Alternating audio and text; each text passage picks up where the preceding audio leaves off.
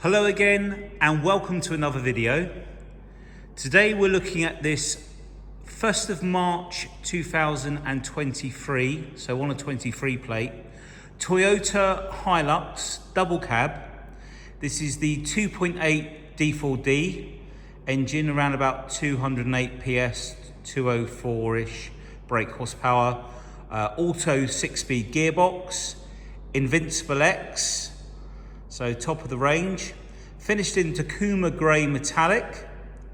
The car's covered just 10,188 miles and has already completed its first service with Toyota, around about 7,000 miles. I've got the paperwork out on the table over there so we can take a look at that in a second. Now it's also fitted with a GSR, an Alpha GSR canopy, which we'll come to in just a second. So as always, the whole vehicle has been finely detailed. Although it's very new and low mileage, there's always little swells on the paintwork and that. It's been completely machine polished. It's come up like new, if not nicer. Now we fitted also at the front, you'll see we've fitted this very useful bonnet guard. So that'll basically, if you come down low, you'll see that any stone coming up will hit that and hopefully go straight over the top of the car. That's the idea. This particular type of bonnet guard allows you to see this top section of the grille still here, which a lot of them, they cover that, the Toyota ones do. We've then fitted a the Predator spoiler bar down at the bottom, and that gives you a really nice balance from top to bottom there. Now this is obviously the facelifted one, which gets the 360 cameras, one being in the front of the grille there, and the actual Toyota badge is actually the radar for the adaptive or dynamic adaptive cruise control the vehicle has. We come up onto the bonnet, you can see just how nice the paintwork is. There's no chipping. Now if I just come, I'll move, we'll do a section at a time, move back down to the front, come along the front here. You can just see that real deep shine. It's amazing how the vehicles pop colour-wise, especially under these really bright lights in the showroom when they've been machine polished. You won't get that on a new one, believe it or not. We've had new ones in here, and the paint finish is not as shiny. This really brings up the gloss. Now we have also got parking sensors at the front on either corner, so you can just see one just there, and there's one on the other side. So all of the front of the vehicle, really nice condition. Now while I'm on this side, I'm just going to come down low and show you. Now if we look down the side of the vehicle, you can see just how true the panels are. Got the black side steps. What you're looking for is like ripples, almost like when the water's gone out at the beach and you've got all the sand and it's all ripply from the waves. If you've had any damage on a panel, quite often you will see ripples in the reflection. You'll always get a little bit of it because these big panels can't be completely flat sometimes because they're so big, but you'd really notice the difference. But this is immaculate. And then up on the top there, you can see we've got the wind deflectors that are very neat. So you can have the window open without getting soaking wet when it's raining. We've also got cameras under the wing mirrors there, or wing mirror. No damage on the side step either. All of the wheel arch covers, I'll show you the back later, but there's no scratches on them. And we'll come round the front of the vehicle. No damage down there. All like brand new. And then we'll do this side as well. So I'm just going to drop down. Little slightly different with the reflection this side, but nevertheless just as nice. Bridgestone jeweler tyres. Again, see that lovely shine no marks on the wing mirrors. If there were any marks on the car or on the truck, I would point them out. So take it there aren't.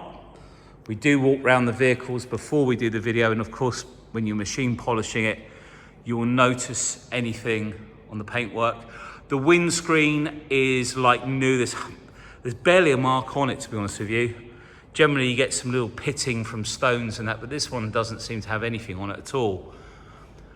All lovely up on the roof, as you can see. Now we do have, you'll notice at the back, the top that's on this, the bars, the crossbars, these come off. There's little clips here. But this will, I think it will take about 70 kilos. But we've taken them off the roof here, but we do actually have, I've laid them out over here for you. Now, we had the conversation about how you pronounce these, and I'm not even going to try. But these are the aero ones. So basically they're less noisy, and if you look down, you can see that they've got the rubber on the top to stop them whistling, and they're sort of like an aerodynamic shape. We've got all the keys for those as well. A full set of keys for the car, 2 fobs, 2 valet keys, I think 2 keys or maybe even 3 for the GSR Canopy as well. Let's take a look from the side. Now this top is it fits so snug to the cab. It just follows the contours really nicely. But the other nice thing, just bring you in again, just while I'm here, wheel arch all around the filler cap door. Just show you this front one. No scratches on that trim. So these windows pop out at the back. This is, as I say, GSR Alpha. Now look at the way it fits at the back. That is one of the cleanest fitting and most accurate fitting hardtop canopies I've seen. Much better than the Truckman and some of the other makes we've had. They've all got their purpose, obviously, but this is just a really nice, look how neat that fits and how flush. It's been really well engineered.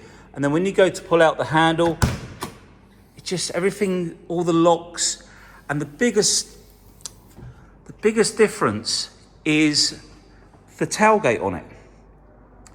It is fully framed all the way around the outside. Whereas the Truckman tops, it's just a sheet of glass with the bolts going through it, and you're pulling just a piece of glass down. This is much more engineered, got some really strong stays. Everything's like stainless steel. Really nice catch. It fits really nicely to the top. It's got central locking. The light comes on automatically without any problems. Because I say that because some of them flicker around. It's lined. I think this is a little inspection cap for cables maybe. And then the windows pop out like so, just to give you some air. It's a fixed screen at the front there. But we've also got, now I'm going to open the tailgate, and I'm going to open it like so, and I'm going to let go. That's what you want to see. So usually that would just come crashing down. And the reason it doesn't is because we fitted a lift and damper kit. So we have a torsion bar that goes inside the tailgate there. It's under tension and it links up at this end. That takes the weight of the tailgate, and this damper allows it to drop down smoothly. So, sorry, let me zoom out. Just with my fingertips, I can lift that up and I can undo it and just let go. It's a much better feature. Now look at that opening. So the other thing worth pointing out, we've obviously got LINEX as well, which is the painted bed opposed to the tray. Biggest benefit, it's directly to the base.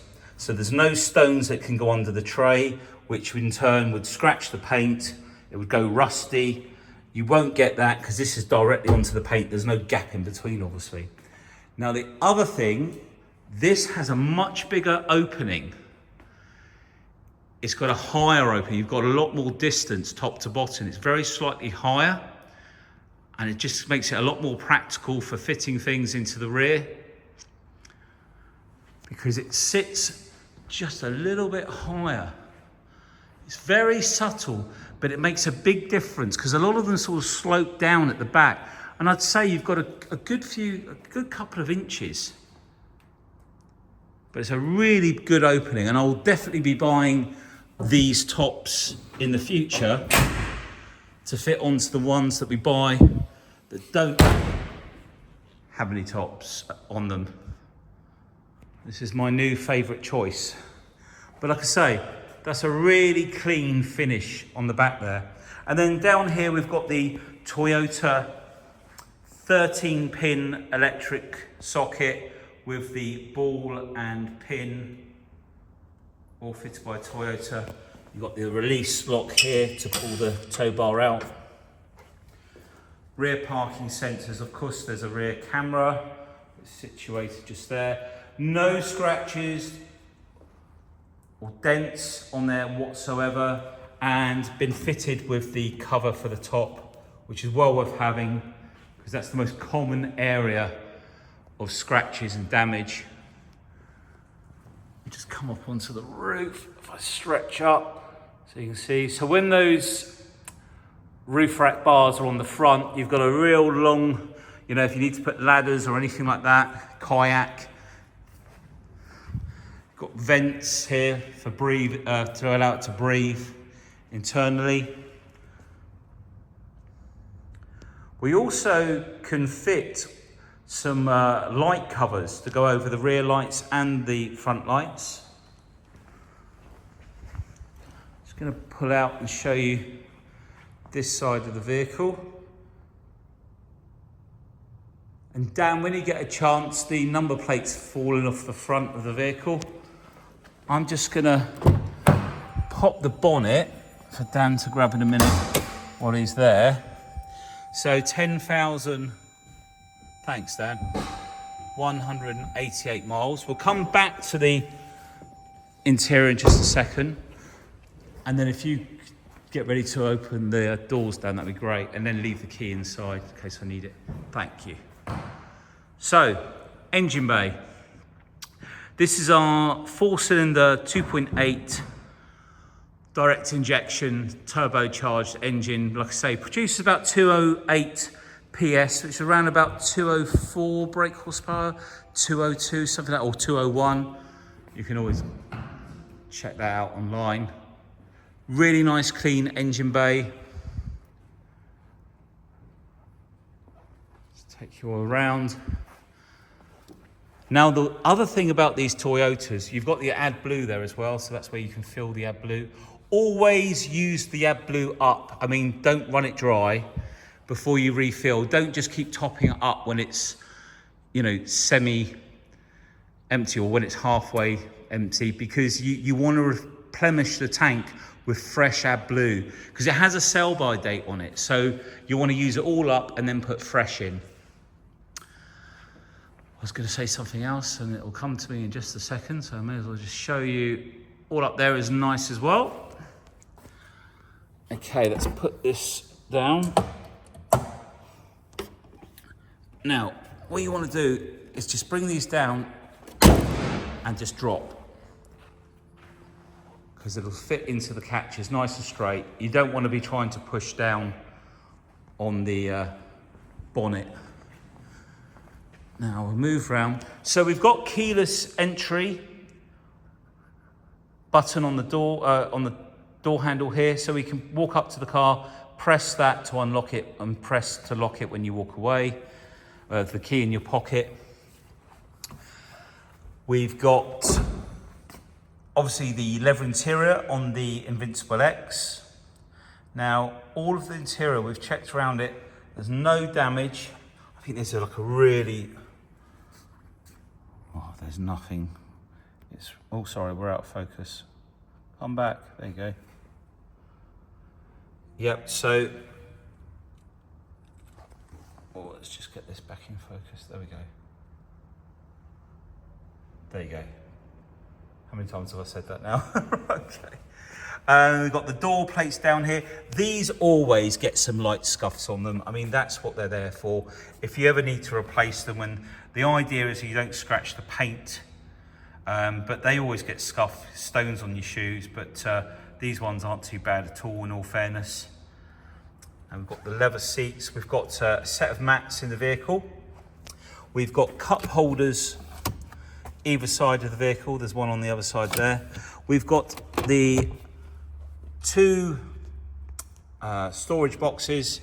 This one's got an air vent just in here where the air con will pump into there, so you can put your drinks, sandwiches, etc. in there. And then the glove box down here, we've got our locking wheel nut, books for the car. The seats are also perforated just to let them breathe a little bit better.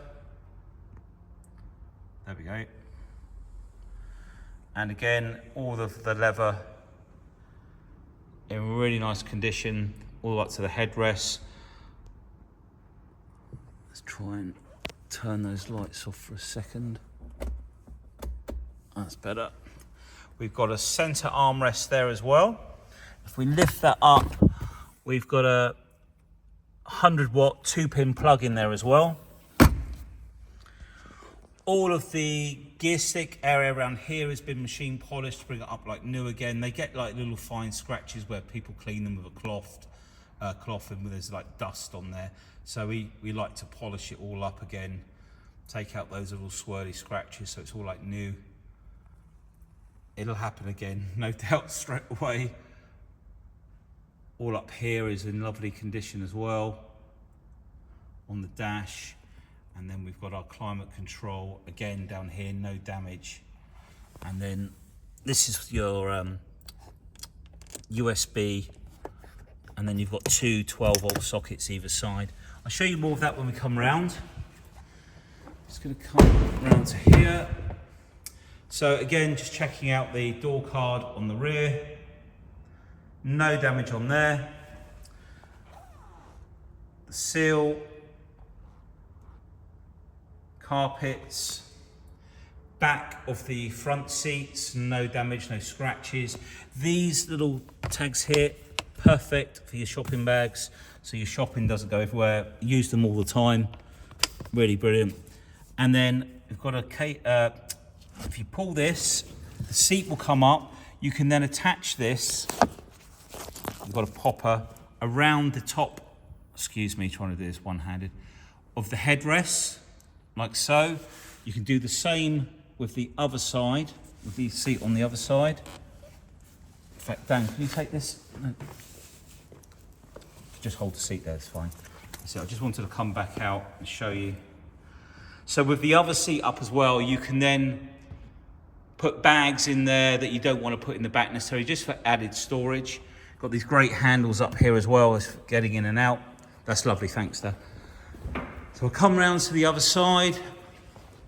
So we'll check this door card out. Nothing to report on there, no damage. Again, all of the seal in really nice condition. Back of the seats, head lining, the leather in the rear, Isofix as well,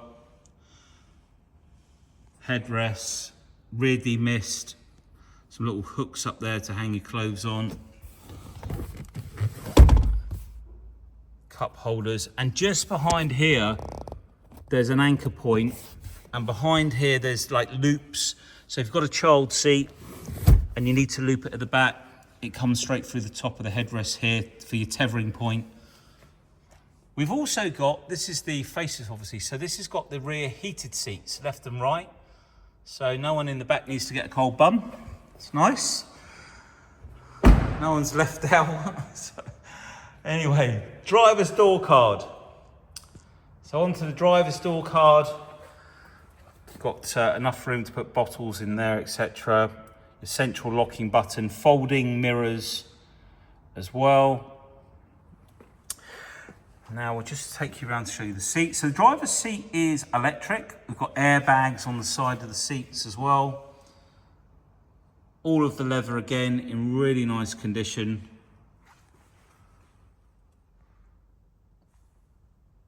Really nice condition around here. The steering wheel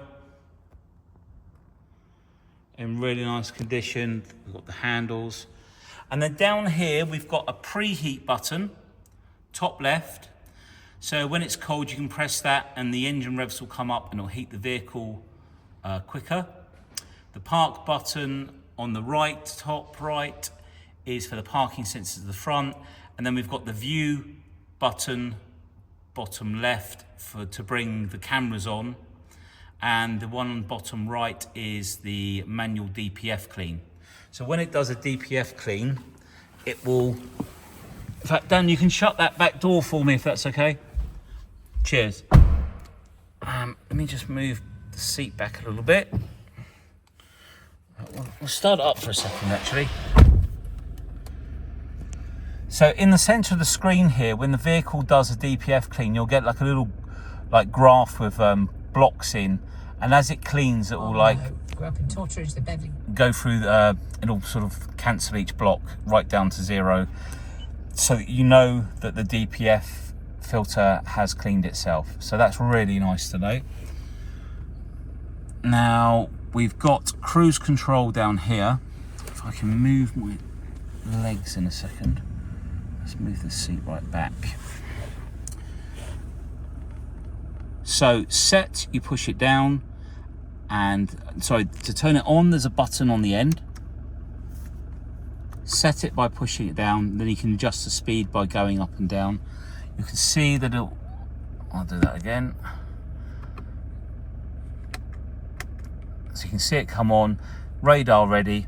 Now the button just here will let you adjust just how far you sit behind the car in front. So if you set it for 70 miles an hour, this is closer to the vehicle in front and this is further away. Closer, further away. So if you set it at 70 and you came up behind someone doing 60 or 50 miles an hour, you don't have to adjust the cruise control. The vehicle will automatically readjust the speed. When you pull out of the lane to go around that car, the vehicle will maintain the 70 miles an hour. So it will drop up and down through the speed according to what's in front. Using these buttons here, if I go up or down, we can go through. There's your AdBlue tank. So this car's just been moved around in the garage, so it's showing 23.9. The other one I jumped in earlier was 30.9. So on a run, you'll generally get around about 30, early 30s. We've had them up to 33. We've had them at 29.5, depending on the tyres, the wind, you know, what the conditions are like. And if we move across to the right, we've got the compass, then radio, media, radar, messages, and then if we go into settings, just zoom in, lane departure awareness, if we go into there, yaw assist on. What that means is if you move outside of the white lines, say on the motorway, without indicating, there are cameras that will pick that up from the vehicle and it will automatically move you back into the lane. So if you want that off, you just press the center button on the steering wheel, turn it off. You can see you can adjust the sensitivity of that as well. Come out of there, move down to the next one. So this is like, I can't remember what PCS stands for. Something crash system. Anyway, basically, it'll stop you crashing into the back of someone, it'll warn you, and this is where you can adjust the sensitivity. So if you put that on, that's like early, and obviously if you go to there, that's like late. So that's well worth leaving on. Always leave that on. Road speed awareness is the top. That will be this circle just at the top here will have the speed limit in there. Now you can set a notification so that if the speed changes, if you drop from a 70 mile an hour road to a 50, you can be notified for excessive speed. Visual, only visual it's set on now. It's very hard to read that on the screen, but you can set it to visual and audio, so it will ding to let you know that the road has changed the speed limit. Oh, sorry, gone too far. And the last one is the radar cruise control, dynamic radar cruise control. There we go, I remembered it. And this button here, that is for your lane assist to turn it on or off. So if you press that, that brings on the lane departure. Press it, turns it off. Okay, so over to the navigation.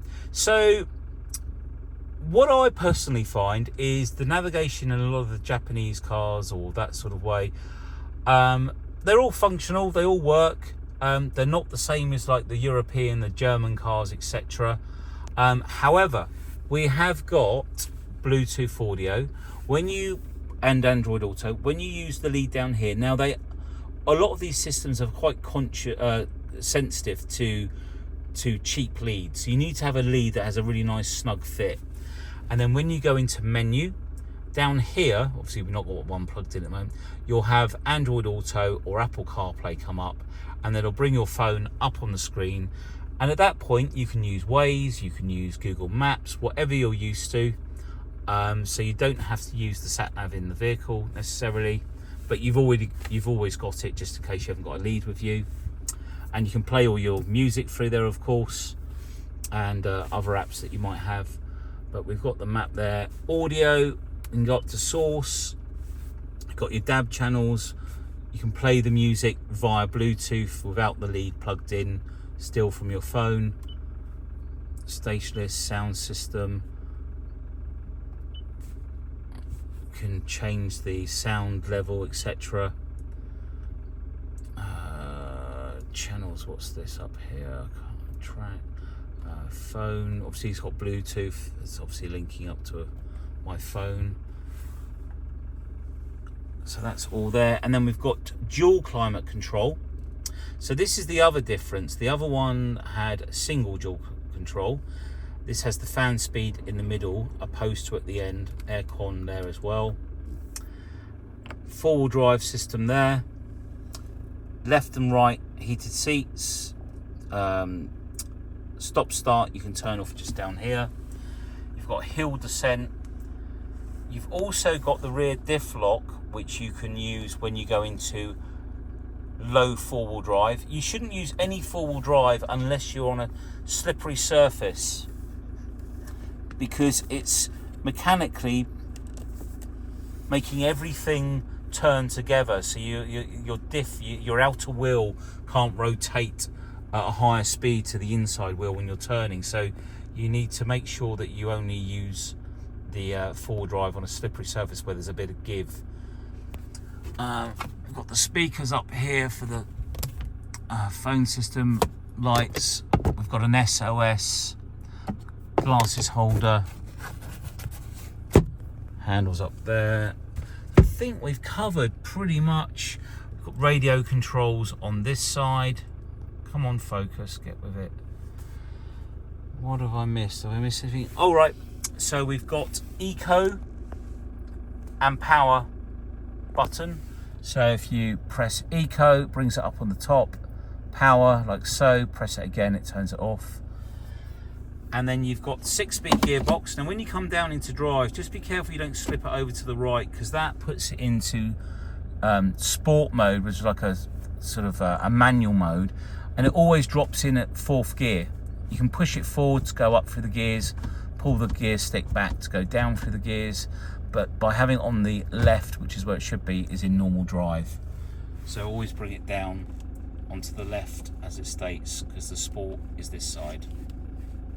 It's very easy to do that. Okay, I've mentioned we've got all the keys. I think we're pretty good to go on there. Oh, no we're not. Cameras. Okay, so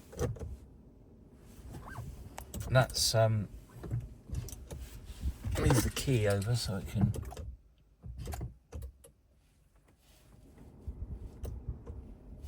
I've left it in gear.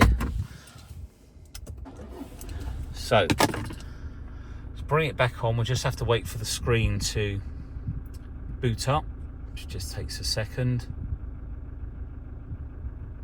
I wanted to show you basically. So the button, the camera button that's down on this side, just down here, if you come up to something, you can just see, I don't know what Dan's doing.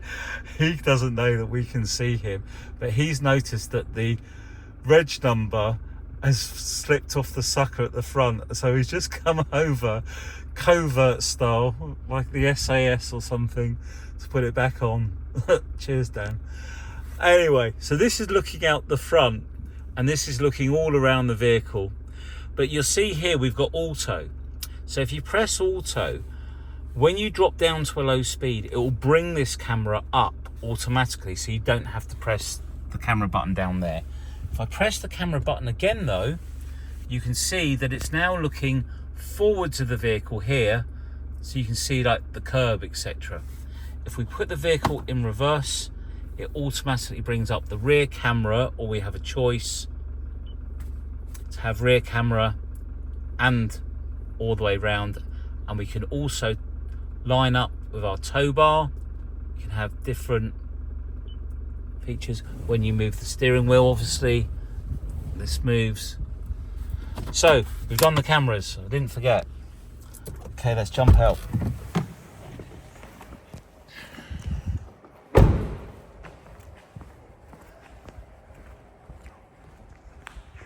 So there we have it, our 2023 Invincible X 2.8 23, yes, Hilux. The warranty. So the warranty on these vehicles is up to 10 years or 100,000 miles. So on this age, you get 3 years warranty where it can be serviced at any independent garage. After the first 3 years, you then take the car back to Toyota for its service, and each time you service it, they extend the warranty by a further year up to a maximum of 10 years or 100,000 miles. You will not get better than that. So please give us a call if you've got any more questions. We go through, we sell quite a few Hiluxes. We've got one over there, we've got 2 more coming in, and we've just had 3 go out the door. So please, you know, they're here to be sold, so don't hesitate for too long. Okay, thanks for spending the time watching the video. Speak to you soon. Bye.